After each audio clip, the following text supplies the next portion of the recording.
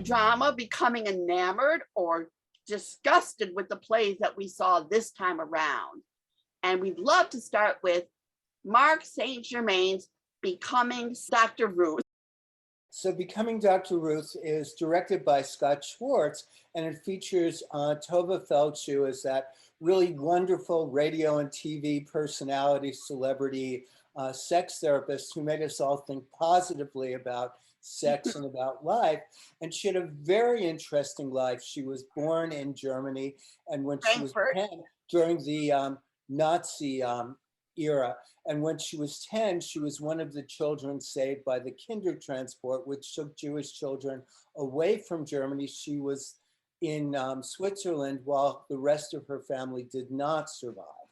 And later in her life, she had a very interesting peripatetic life. She was in Palestine after the war, and then in Paris, and then finally settling in New York.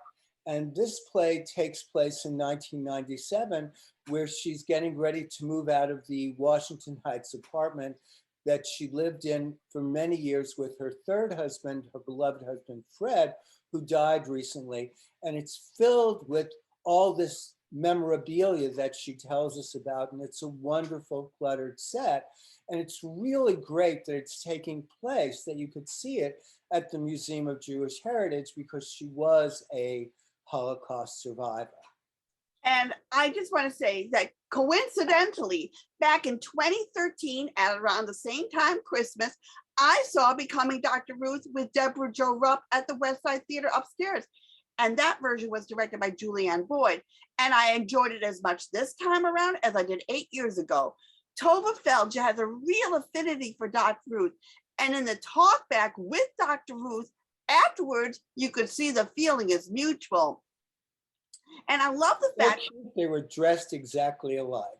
Yes. And I love the fact that both appeared in Pippin in the same role as Berta and saying it's time to start living. And Dr. Ruth certainly knows how to live despite all the setbacks in her life and her family begging her not to sing. She has a couple of kids. I didn't know that. I was very excited about that. And I'm always impressed when excellent singers have to pretend to sing badly. And Tova was having a ball doing just that.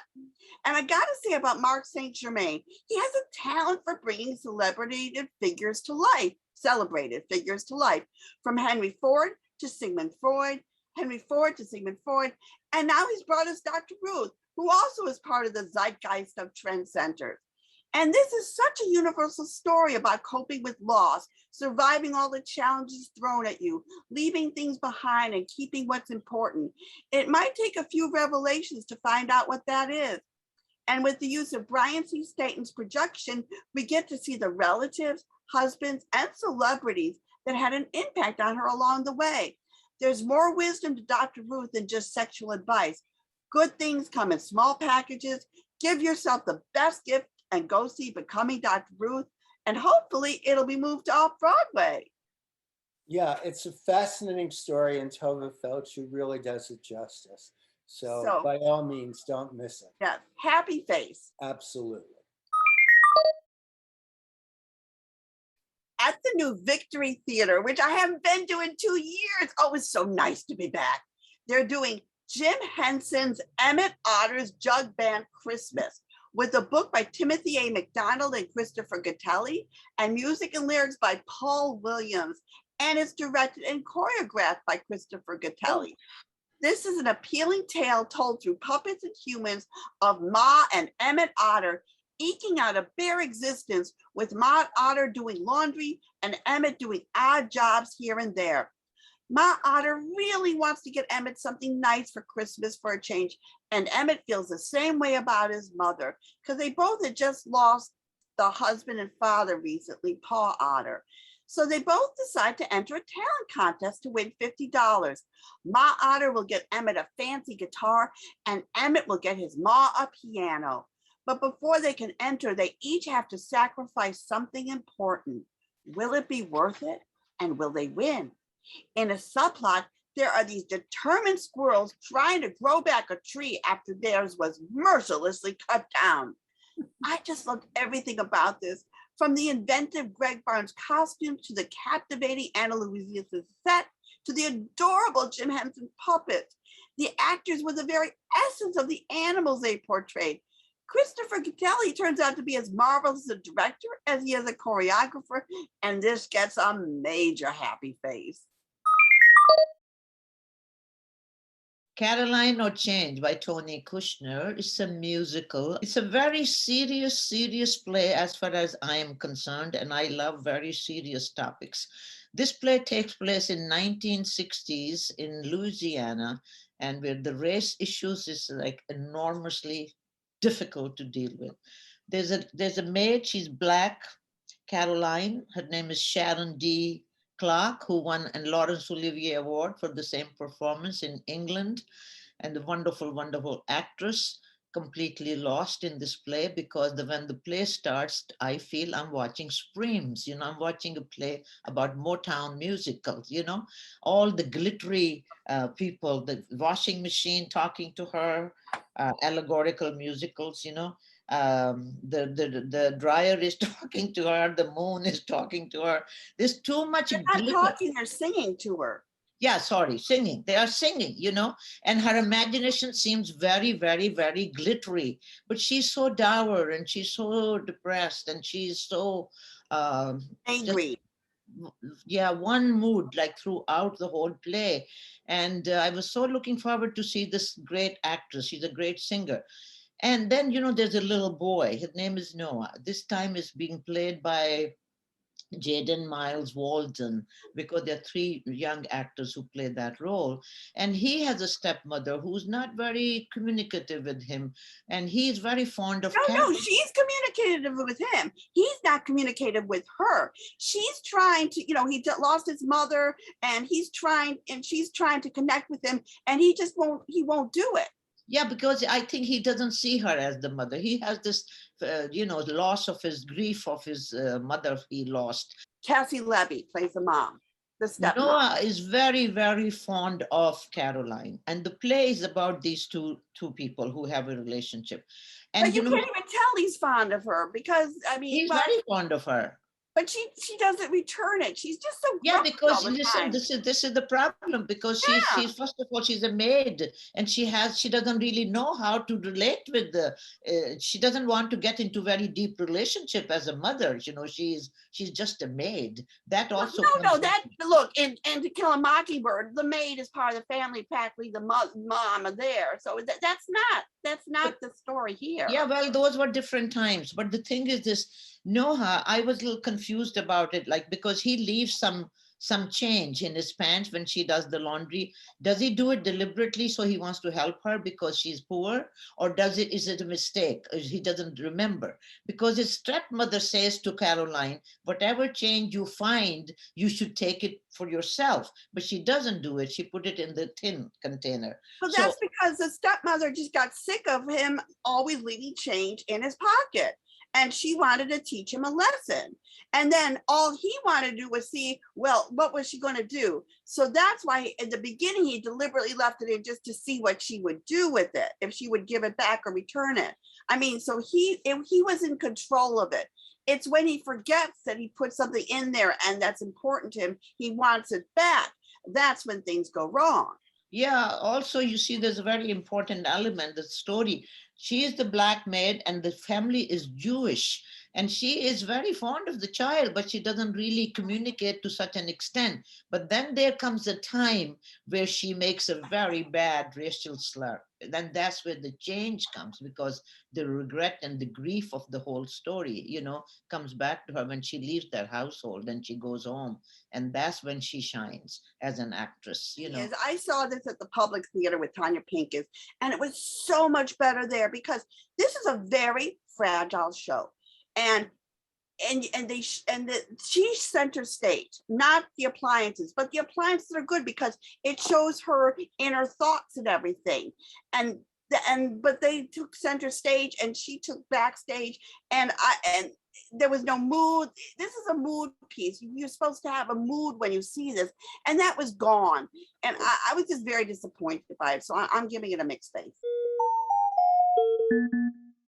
Trouble in Mind, written by Alice Childress and directed by Charles Randolph Wright, is a backstage Broadway play in which a biracial cast and Broadway is doing a play about poor Blacks in the South, and a young man gets in trouble with the law while his mother, who's played, the actress who plays her is played by LaChance, and she plays an actress who was first famous for singing, but now is doing this dramatic role on Broadway.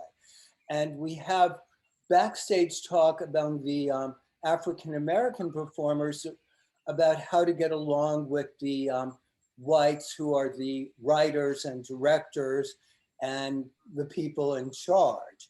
And at some point in the rehearsal process, LaChance, the character, realizes that she has to challenge that. And that brings up a lot more trouble than anybody expected. Yes, keep in mind this. So it was just, it was really, first of all, it was great cast. And it was so, it really, and it makes you think, because I mean, the director, he's sort of the bad guy because there's a little bit of Me Too in this as well.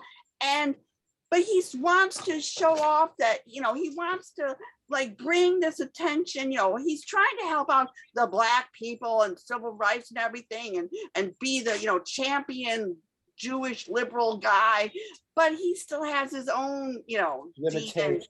Yes, exactly. And it's just it's very funny where, this other actress, Black actress, comes in and she's got a mink and she's like very, but the thing is they're very well-rounded human beings, but they always end up playing the maids and all these ridiculous parts, and they have to play all exaggerated Black characters to pacify the white people. And the white people don't realize they're doing that. And it's just funny because they always end up playing names after jewels and flowers. And that is so true. I mean, this play is brilliant, but, and the fact is, Alice Childress was almost life imitating art, because she's saying, her character's like, I don't want to play this Black version of what white people want. And that's what the playwright, they were doing with her play, saying, no, 50 years ago, you have to tone it down, make it palatable for the white people. And it's like both of them said no and stood up for themselves. So the character and the author both learned from each other. And I just think this is a remarkable play. And please, God, COVID, do not close this down too quickly like they would Thoughts of a Colored Man, which should be running forever. I agree. It's definitely a play worth seeing, and it's very thought-provoking. Major happy face from me and from you, Mark. Same thing. Happy, happy face. David Lindsay Abaire has taken his play, Kimberly Akimbo, and has added Jeannie Tesori's music to make this a very special musical. Kimberly Akimbo, played by the most brilliant actress Victoria Clarke, suffers from a rare genetic disease that causes premature aging. She may be 15, but she looks like she's in her 70s. And if that isn't bad enough, she has miserable white trash parents.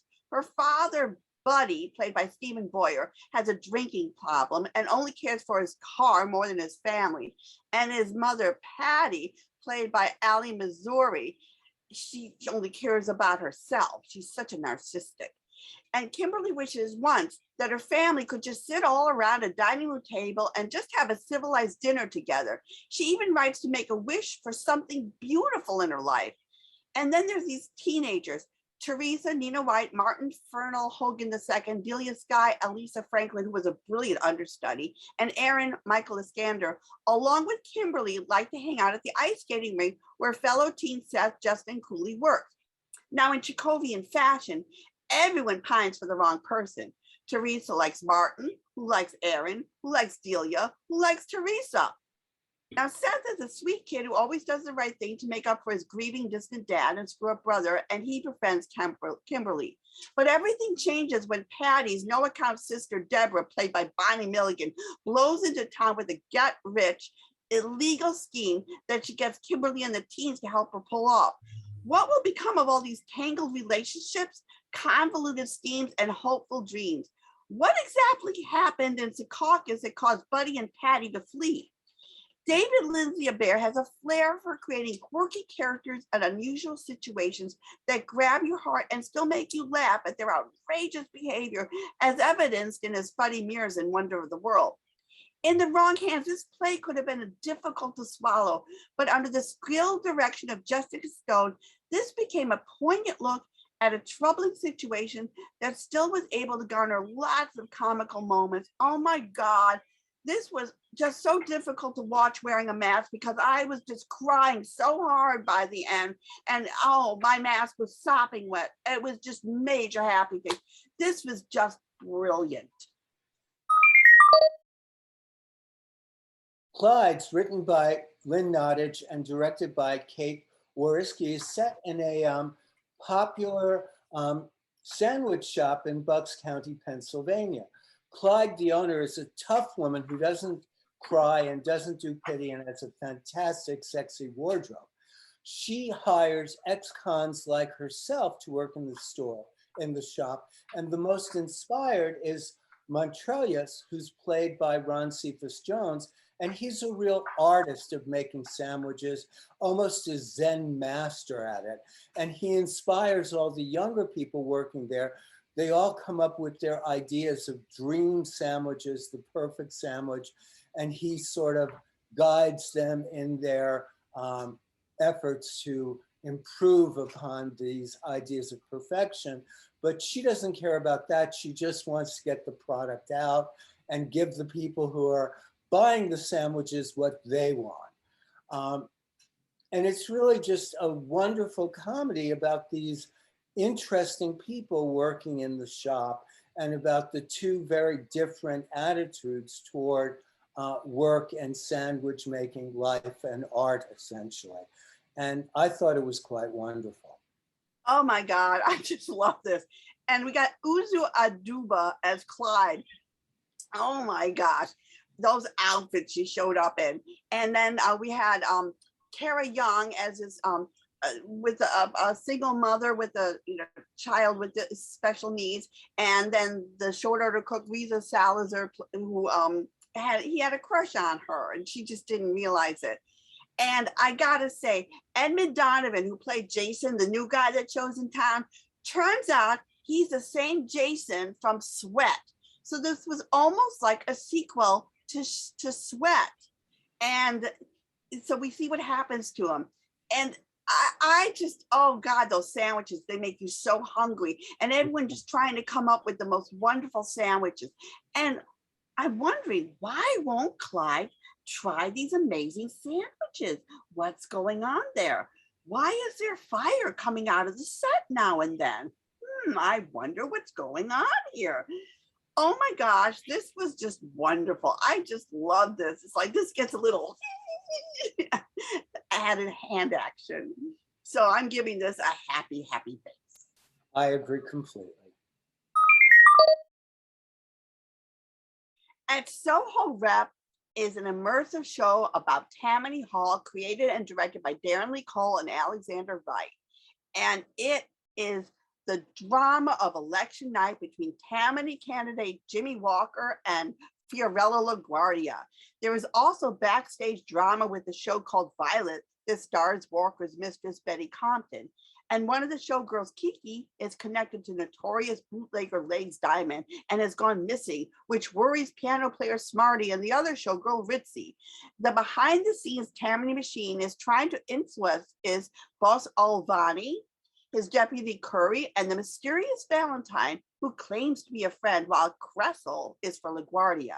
It was so much fun being dragged from pillar to post, or in this case, the roof, to Kiki's dressing room in the basement. The actors were marvelous, staying in character while conversing with us and improvising and sticking to a script at the same time. We really felt a part of the whole historical moment. This is a perfect event to get together with friends, but even on your own, you wouldn't feel alone. Tammany Hall is a place to be, happy face, and there's more from Sasha on the Facebook page. She gives it a happy face too. We both enjoyed it immensely. High Drama has been following Slave Play since it first ran at the New York Theater Workshop in January of 2019. Both my colleagues, Eva Heinemann and Mark Savitt, reviewed it then, giving it a mixed face plus and a happy face plus. Now it's running on Broadway at the August Wilson Theater on 52nd Street. There have been several changes since 2019, but it's still an edgy discussion of multicultural relationships up to and including a no-holds-barred scenario of interracial sex. As the play opens, McGregor Plantation seems to be every evil thing you've ever been told about the antebellum South. In the fields in the big house, absolutely everyone, both masters and slaves, are engaged in some sort of biracial sexual fetish. Kenesha and Jim, the white overseer and black slave, are fucking in the fields. Elena and Philip, white mistress and black lover, are doing it in the big house. Gary and Dustin, a black slave and white indentured servants, are at it on some sort of loading dock. A typical day in the old plantation? Not if one is observant. Jim is not at all happy as Kenesha's massa, although he seems to like cracking his bullwhip. Elena and Philip look like they'd just gotten a mail order delivery from the toolbox using dildos and sleek leather accessories, while Gary and Dustin are a new take on an old scenario. Then there's a twist, and you see you were right all along. Yeah, you figured it out, but I'm telling you, I didn't. And I mean, I've seen this 3 times now. I saw the New York Theater Workshop. I saw it before the pandemic, and now I've seen it again. And only 4 of the cast members have stayed the same: Shadia Latour, Irene Sophia Lucia, Annie McNamara, and Paul Alexander Nolan. So I've had a chance to see this with different people every time. And it's a hard play to review because there's these rather jarring scenes. There's these 3 parts, and each part is more jarring than the other because you kind of get caught into one section, and then they pull you into another section, and then to another section. And they seem to have changed it a bit from when I first saw it. But it was originally done in 3 acts, was it not? When you saw it, now it's run. It's all there at once. Well, yeah, but it's still 3 acts basically. Yeah. And I don't know. I just. They did some changes around. I don't know if they were good changes or bad changes. And I don't know. I'm just had difficulty with this play because I enjoyed certain aspects and not other aspects. And I just found it wasn't a smooth, it was almost nonlinear, and I'm not into nonlinear plays. It's just, I couldn't understand the relationships and why things went the way they did and why they wanted the things they wanted. And so it was, yeah. In the end, I have to say, as it came out at the end for me, it became a tale in how, we don't always know ourselves very well deep down inside. And these people were then taken into this situation in which certain things were awakened in them. And you never know when something might get awakened and become part of your life. It's always been sort of funny for me because I've known a lot of people who were sexually active, and they always say, "You'll like my fetish the best if you just try my fetish once. You'll like it the best." Well, in this play, several fetishes are foisted upon these people, and the way they react to them is very interesting. I think it's, I would give it a mixed face minus, I think. Or no, I'm sorry. I would give it a happy face minus, I believe. I'll give it a mixed face plus because I guess after watching this 3 times, and you know what's going to happen, so you know what to look to. So things aren't as jarring as they go along. So you have more things to focus on and think about and try to understand better. Mm-hmm.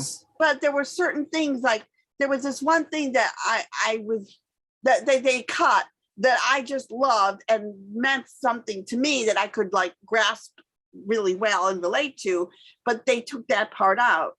So it was better for me this time than all the other times. So maybe you just have to see this 3 times to really understand it. So like me, and then you'll enjoy it more. So anyway, I'll let you have the last word. Well, as I said, I think that I will give it a happy face minus. Yeah, I'm giving it a mixed face plus. And I want to raise a glass on this January 1st to our very own Jay Michaels, who he goes on about me, but with me, I just talk. He does. He does the directing, the producing, the putting things out there with this channel of his, and everything else he does. And he's just a remarkable person. And he cares about everyone out there and making sure everyone gets noticed who needs to be noticed. And he brings to our attention some pretty amazing people we wouldn't know about. So it's really just an honor and pleasure to be able to have him on our show so I can keep learning about all these wonderful people that he finds and he promotes. And he's such an asset to high drama and to theater too. And I adore Jay Michaels. So here's to you, Jay Michael, indie influencer, good health, and more fun in the next year. No, I'm not Jay Michaels, in case there was any confusion.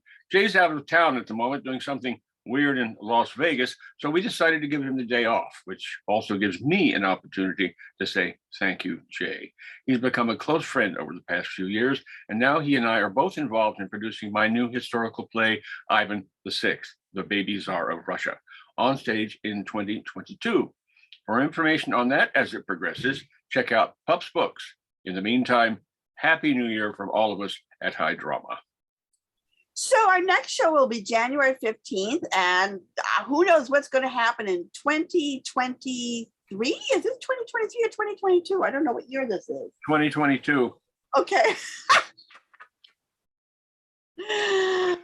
And our next show will be January 15th in the new year of 2022, and who knows what new shows will happen and what's going to close before we can tell you about it, like Trevor and Thoughts of a Colored Man, and the Radio's Rockettes are gone, and Jagged Little Pill's gone, and damn you, curse you, COVID, and all you out there. It's like, let us get back to theater and let it stay so everyone can see it, because there's some wonderful theater out there. So go to the theater quickly, because things come and go so quickly around here.